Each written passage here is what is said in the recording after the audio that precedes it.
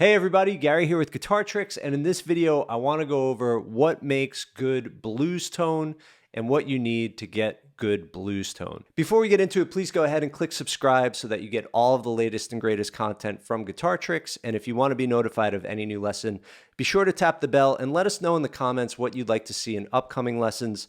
That's where we're always looking for ideas. So let's think about what it is about blues players that we love. I would say great dynamics. What is dynamics? That's the variation in soft and loud. So within one phrase, it might be soft and sweet and loud and aggressive. So there's a lot of ebb and flow of volume.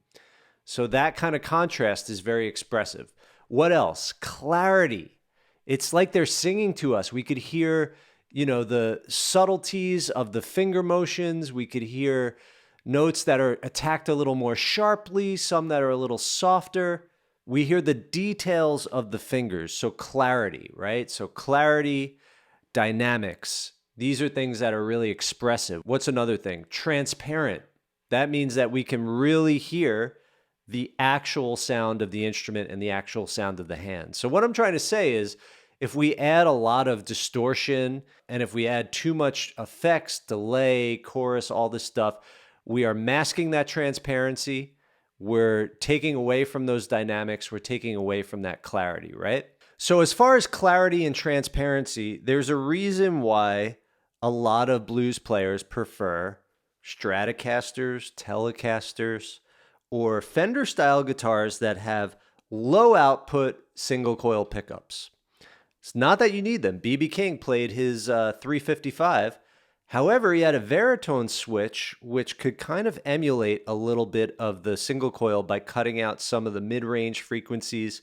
So I believe the setting he used did kind of de-humbucker a little bit of that fat humbucker tone. So what is it about low output single coil pickups? And by low output, I'm not referring to P90s. P90s are very high output that have a similar sound to a humbucker, very fat, warm sound. But low output pickups will give you more clarity. The fact that they're single coil, they're only picking up the vibration at one single point of the string. Once you add 2 points in series, now you're picking up a double signal, which takes away some clarity. So just having a single coil is going to give you some clarity. The low output gives you more clarity in the highs and a little less in the lows and in the mids. So just the detail really pops out with low output pickups. So that's something there. You could always use your amp to add in some more warmth to the tone. And a lot of old tube amps, they're very warm. And you could compensate for maybe the kind of anemic, like low output sound by just using an amp that matches really well, such as an old Fender amp like I've got here. This is a 1980 Fender 30. I personally don't really even have a preference for an old tube amp. I like a lot of the new, at my gigs, I play a Universal Audio Dream 65, which is like this amp in a pedal, the Helix. So, basically you can find the right amplification either in a digital platform or a old tube amp or a solid state amp. You could basically mess with the EQ, but starting with single coil pickups is going to go a long way for that. Now, there's great blues players that play humbuckers, but you'll notice that a lot of them are playing these single coils, and that's what I prefer. People like Stevie Ray Vaughan, Jimi Hendrix, John Mayer, Buddy Guy, Eric Clapton, the list goes on and on, right? What is another thing? Warmth, soulfulness, right? So at the same time, even though it's really clear, it's not sterile. So let's talk about how to do that. So it all starts with a clean tone. So right now, the only thing you hear is going to be the sound of the amp. There's no reverb. It's just crystal clear dry. So I'm just going to play like a bluesy.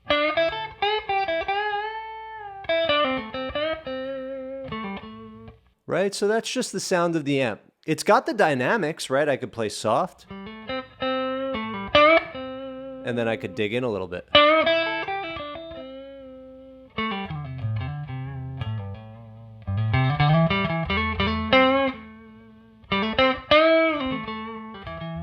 But it's a little sterile. So how do I get rid of the sterile sound? Let's add a little bit of reverb. So I'm going about 5 on the reverb. Ooh, immediately that reverb adds depth, a three-dimensionality, if that's a word, space, right? Because the reverb, it's like suddenly it's like I'm in a bigger space. So hear that trail off? So that's some legit Fender vintage reverb. There's a tank in the back, a reverb tank with springs, and the sound reverberates through those springs, and then it comes out.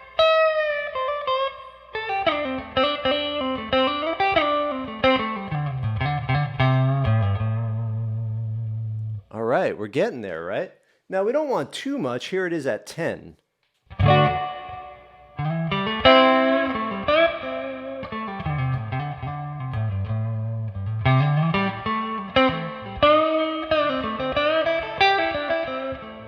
So I would say at 10, it's a little washed out. What do I mean by washed out? Again, the transparency, I'm trading some of the transparency for some of the warmth of the reverb, but it gets a little washed out. So for me, you know, somewhere between 5 and 7 is really nice here. If I was playing funk music, I'd put it more at like 3 because I want way less warmth and more rhythmic transparency. So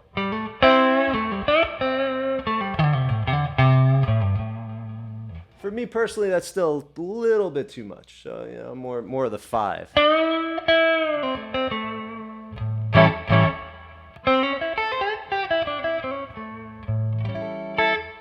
So that takes care of my clean. How do I get a little more attitude, a little more sustain, but still preserve the dynamics and the transparency? So I actually, on my pedal board, I just use one drive pedal. It's called the Wampler Dual Fusion. I believe it's Tom Quayle's signature pedal. And the left side is distortion, the right side's overdrive. Distortion to me is not blues. Here's the distortion side. It's not the strongest distortion, but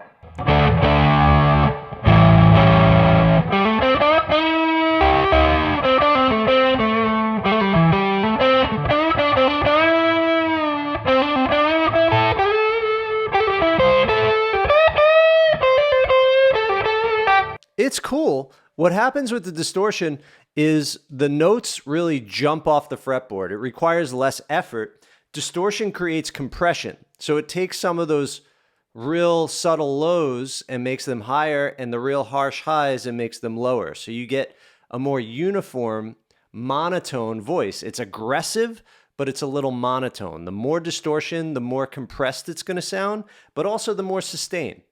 So it's great, but it also can get boring after a while to a listener because listeners respond to contrast, variety. You know, when I'm talking to you, if I'm just loud the whole time, it's going to get grating on your ear. If I'm low the whole time, you're going to fall asleep. So, you know, distortion is okay that way, but too much of it, you lose the clarity, you lose the detail. Now, overdrive is somewhere in the middle. So here's some overdrive.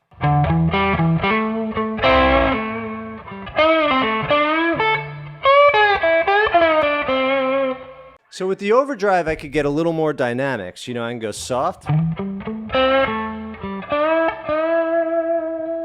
And it sounds almost clean, but then I could dig in.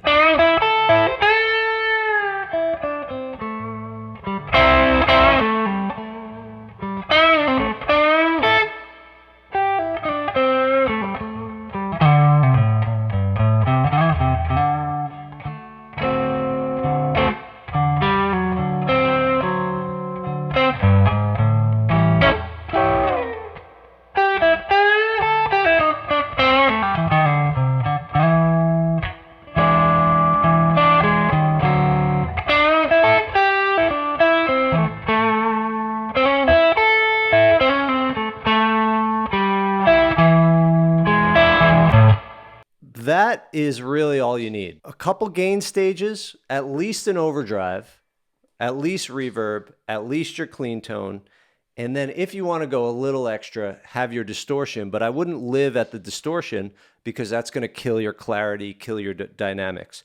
Another thing is wah, right? So if we want to sound really vocal and expressive,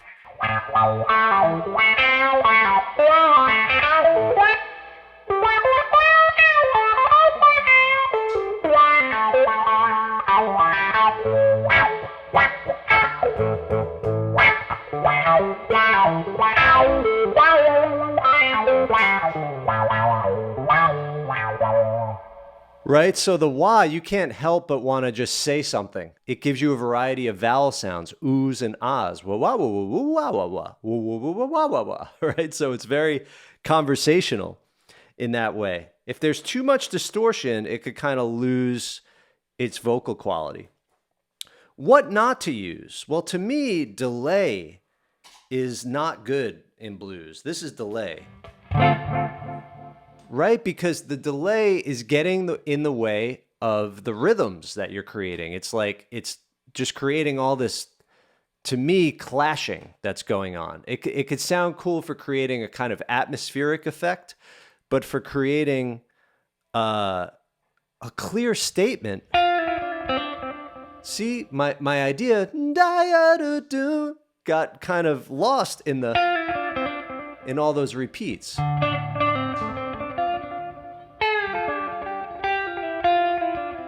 Of course it sounds cool and it makes anything you play suddenly sound cool, but it could be a way to mask not having great ideas because just anything you play kind of sounds cool. Same with chorus. Chorus it kind of masks what you're doing. So that's really it.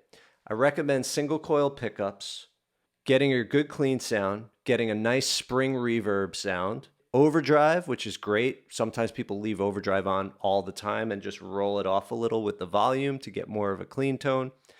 Distortion for when you need it, but not something too over the top, not a metal zone, just a kind of basic Marshall style distortion. That's what, Jimi Hendrix is known to use and lots of blues players, that Marshall distortion.